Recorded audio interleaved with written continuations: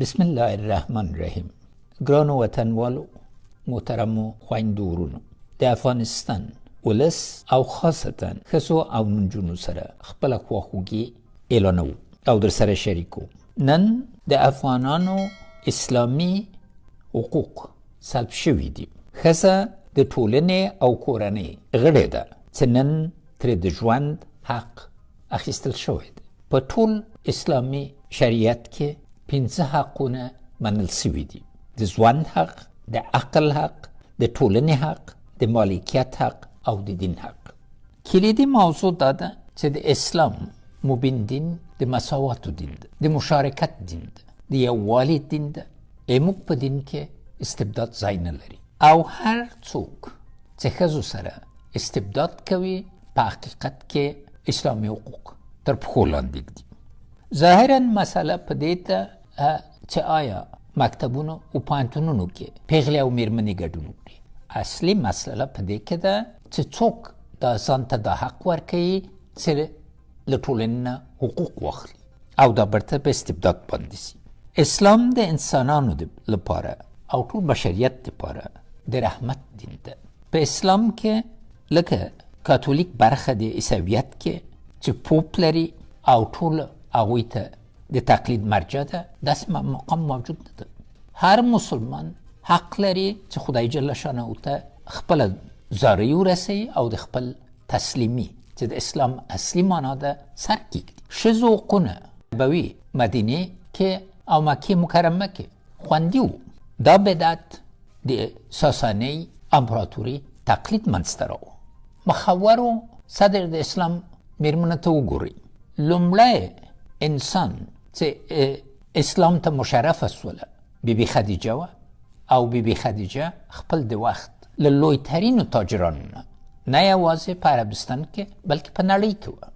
عالمه میرمنه بیبي عایشه 1/3 برخه د صحیح بخاري احادیث له بیبي عایشه نه انتقال سوي او دا ټولو ته معلومه ده چې بیبي عایشه لویترینه مفسره وه، عالمه وه او په عین حال کې طبیبه وه. بیبي سلمه، ام سلمه، هغه میرمنه وه چې د حدیبې په سوله کې ستر رول ولوباوه او وخت چې اکثریت مشوره د جنگ ورکوله، دا ستره مسلمانه میرمنه حضرت محمد صلی الله علیه وسلم ته د سولې مشوره ورکړه او دا لویترین فتح چې د مکې په نیولو باندې برته ختمه سوله منجر سول. آیا پیغمبر صلی الله علیه وسلم نه دی ویلي چې د جنت لاره د مور په رضایت کې ده؟ آیا په کعبه کې، کعبه شریفه کې له ټول اسلامي نړۍ نه میرمنې او ښځې په عین زمان کې ګډون نه کوي او په احرام کې نه دي؟ آیا حج فریضه یوازې په ښاغلو باندې انحصار سوی یا په انسانانو باندې یا په ټول مسلمانانو باندې؟ ضروره ده چې دا پوښتنه واضح سي چې هغه شی، هغه حقوق چې په کعبې کې شریفه کې روا دي او فرض دي په کابل او قندهار کې ناروا دي. خبره دلته ده چې څوک دا تعبیرونه کوي او په کوم اساس باندې. دا ځکه باید معلومه سي چې اکثر د برطانوي هند علما په هغه وخت کې ډېر ټینګ دریځ ونیو او د اسلام دین خوندي وساته چې له بد مرغه نه دوی اکثرو کتابو ته او مراجعو ته لاسرسي نه درلودل. او هغه مدارس چې ابن سینا، ابو ریحان بیرونی، ابن حیتم چې فیزیک کې لوی لاس درلود، نور ټول علما یې ایجاد کړل. هغه استعماري اروپایي سیاستونه له منځه ویوړل.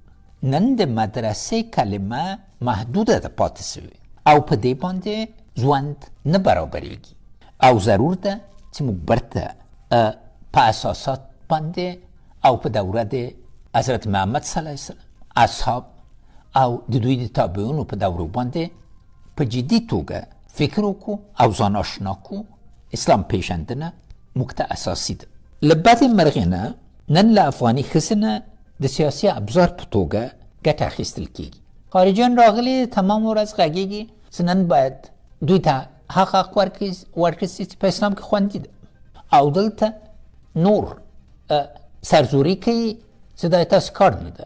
دوی کار نه ده، اما موږ کار ده. د هر افغان وسیله ده، د هر افغان موضوع ده او د افغان ملت د نورو ملتو غلام نه ده. همغه رقم چې په سیاسي دریځ یا په اقتصادي دریځ کې خپل ازادي غواړو، په فکري دریځ کې موږ یو ډېر لوړ او سپېڅلی تاریخ لرو. امام ابو حنیفه، امام ابو یوسف، امام شیبانی، امام مسلم، امام بخاری، حتی امام مالک چې اکثرو ته معلومه نه ده، له دې خاورې او مرکزي اسیا نه پیدا سوي دي. موږ برخه د اسلامي په تمدن کې اوچته ده او ټول د ویاړ ده. له بد مرغه نه نن دې دپاره چې دا موضوع سیاسي سوې، اصلي موضوع پاتې ده. او اصلي موضوع څه ده؟ د افغانستان ملت له بدمرغي نه هره ورځ یو تدریجي مرګ په لورې روان ده.